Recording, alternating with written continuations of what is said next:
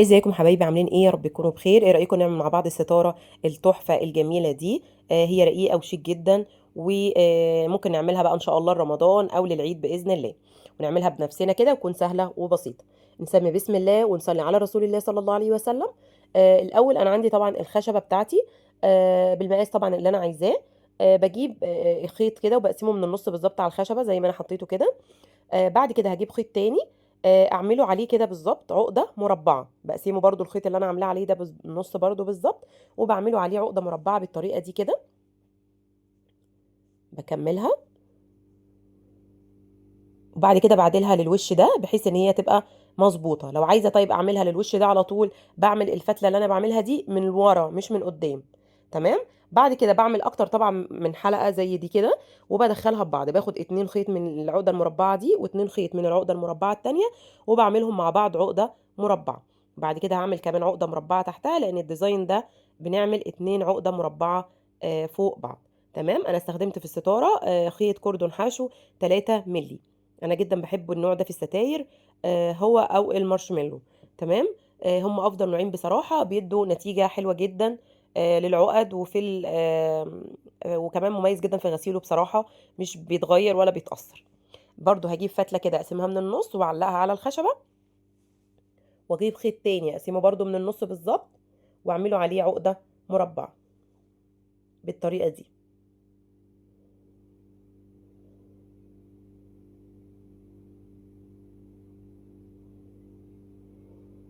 بعد كده بعدلها للوش التاني كده بحيث ان هي تبقى مظبوطه العقده المربعه معايا. بعد كده برضو بدخلها، باخد 2 خيط من اليمين و2 خيط من الشمال، وبدمجها تاني مع باقي الستاره عشان اقدر اكون حلقات كتير. لان من الحلقات بقى اللي انا هكونها كده بالطريقه دي كده بكون الستاره، ولحد ما اوصل للعرض اللي انا محتاجاه. كل ما اعمل جزء كده ادخل برضو في الاجزاء اللي تحت، اخد برضو 2 خيط من اليمين و2 خيط من الشمال، واعملهم برضو عقدتين مربعين تحت بعض.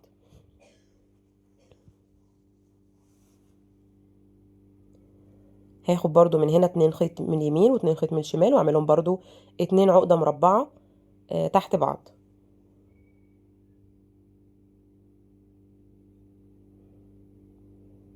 الحلقات دي مناسبة جدا جدا في الناس اللي هي بتحب الستاير اللي هي شكل الستاير الثابتة. فده طبعا بيبقى الافضل وده البديل ليها. ان انا بدل ما الثابتة دي مش بقدر اشيلها عشان اغسلها بسهولة، لا دي اقدر الحلقات دي افكها واشيلها اغسلها بسهولة، وهي شبيهة جدا للستاير الثابتة اللي بدون اللي هي الحلقات الكبيرة. ان شاء الله باذن الله نبقى نعملها مع بعض في فيديو تاني، الستاير اللي هي بحلقات كبيرة. بكمل بقى نفس الأجزاء كده، كل 2 خيط بيطلعوا من العقدة المربعة بعملهم مع ال2 خيط اللي جنبهم عقدتين مربعين فوق بعض.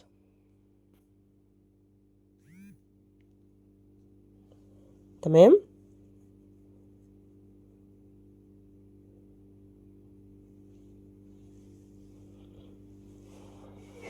بعمل تاني، بكمل كده كله بنفس الطريقة. تمام.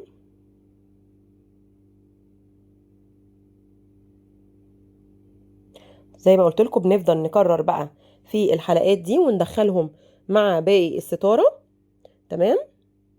لحد لما اوصل للعرض اللي انا عايزاه. انا مثلا عايزه عرض متر، عايزه متر وعشرين، عايزه متر، متر ونص. الستاره دي اللي انا كنت بعملها كانت متر ونص في العرض.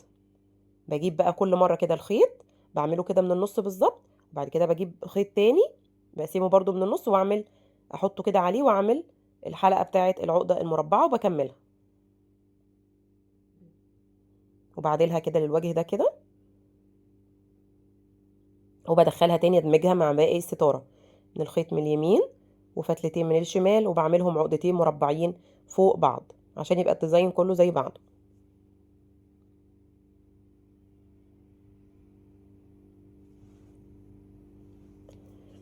تمام.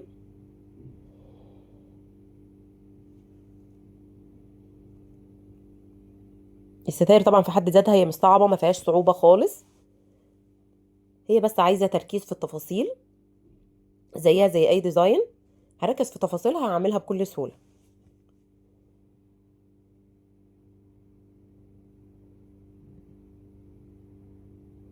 الستاير طبعا تنفع باكتر من خيط، تنفع طبعا بالكوردون الحشو اللي انا بعمله ده، بتبقى مميزه جدا. لو انا عايزه العقد بتبقى بتاعتي بارزه، الشغل كده بارز كده ويدي كده فوليوم للشغل. هو طبعا ده انسب خيط الكوردون الحشو ال 3 مللي ده. تمام. طبعا تنفع بالكوردون الفاضي بس ما بتبقاش بارزه زي كده. وطبعا مع تكرار الشغل وتكرار تكرار الديزاين، اي ديزاين يعني، بقدر ان انا احكم بقى طب انا حابه ايه، لان كل فنانه طبعا ليها ذوقها وليها رايها، واللي ممكن يعجبني ما يعجبش غيري. تمام. يعني في كده الكوردون الحشو والكوردون الفاضي. طيب في ناس بتعمل ستاير مجدول، لا طبعا انا ما برشحش خالص المجدول في الستاير، مش عملي خالص خالص خالص بعد الغسيل. يمكن بيبقى شكله حلو في البدايه لما عشان برضو بيدي بروز للعقد، ولكن بعد كده ما بيبقاش بصراحه عملي خالص.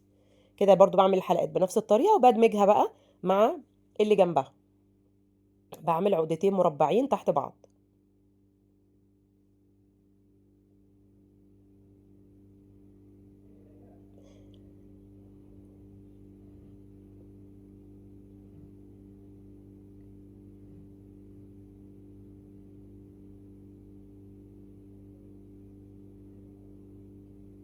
كل لما اعمل جزء ادخله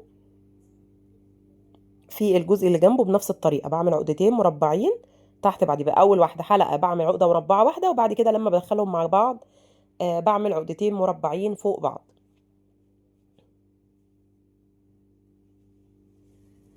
تمام كده. بفضل اكرر بقى نفس الخطوة دي زي ما قلت لكم لحد ما بوصل العرض بقى اللي انا عايزاه، وبكملهم مع بعض. تمام كده. عملت اهو الجزء كله لحد ما وصلت المتر ونص اللي انا محتاجاه، وبكمل بقى باقي الاجزاء اللي باقيه، العقد اللي هي المربعه اتنين فوق بعض.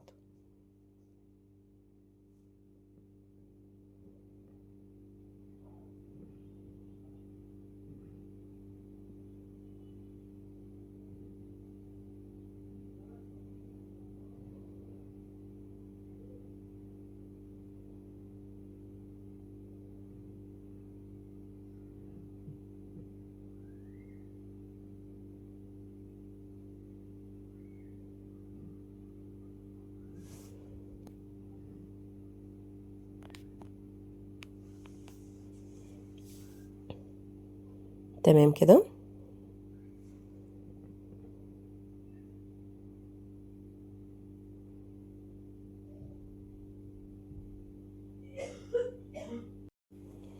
تمام كده اخر حاجه. يبقى بفضل اكرر جميع الخطوات دي، وبرده لحد ما اوصل للطول اللي انا عايزاه في الشغل ده. ما ممكن حد يبقى عايز يعمل طول اقصر شويه من اللي انا عملته ده. تمام. انا كده عملت 5 صفوف من العقد اللي هي المربعه، عقدتين مربعين يعني فوق بعض، عملت 5 صفوف منهم. تمام بالتبادل كده زي ما احنا شايفين. كده بقيت بالشكل ده. بعد كده الاجزاء اللي هي الحلزونيه بقى دي، في اجزاء حلزونيه كده متوزعه في الستاره كلها. تعالوا بقى نعملها مع بعض.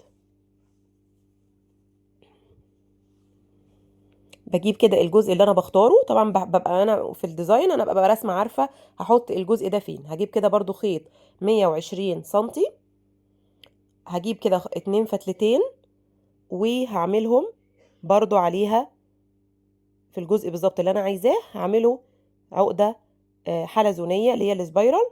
طبعا انا هعملها هي ايه، هتديني مثلا في حدود طول 10 سنتي 15 سنتي في الرينج ده كده. هفضل بقى اكرر الخطوه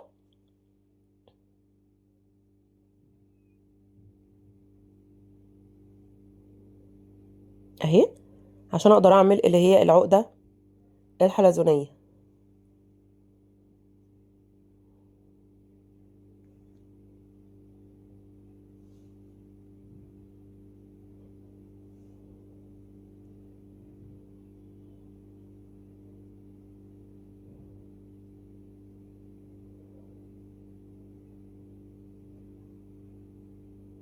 اهي.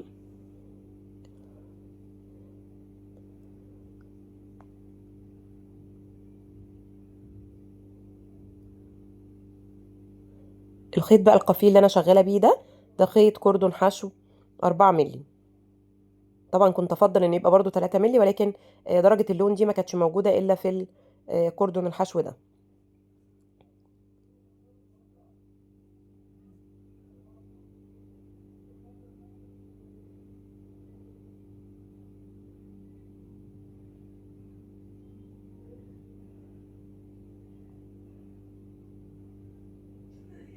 بقية ال يعني ستارة اخدت كام كيلو او بقية المقاسات هتلاقوها مكتوبة في صندوق الوصف.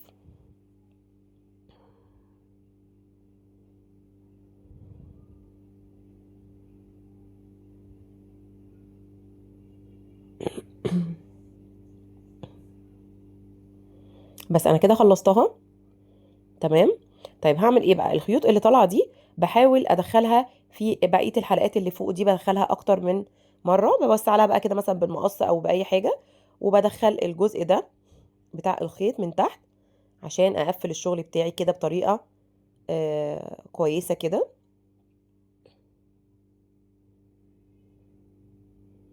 بدخلها كده بالطريقه دي.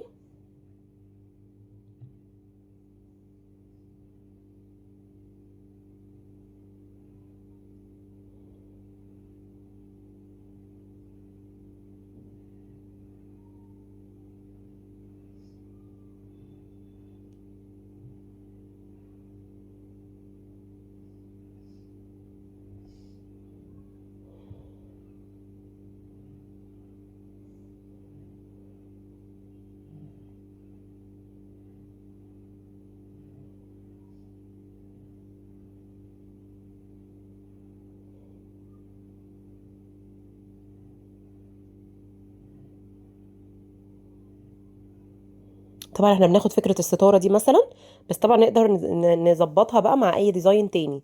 يعني مش شرط مثلا الديزاين اللي انا بعمله ده، لا ممكن اي ديزاين تاني نعمله معاه. ناخد بس الفكرة بتاعت الحلقات مثلا، الجزء اللي فوق مثلا، وبعد كده نطبقه على اي حاجة تانية. كده انا دخلت الخيط، بدخله بقى من اكتر من حلقة بحيث ان هو يبقى ثابت، بظبطه كده. وبعد كده من الجهتين طبعا، من الفتلتين، وبعد كده بقص طبعا الزيادة بقى. بعد كده الحرف الاخير ده كده بقصته من الناحيتين.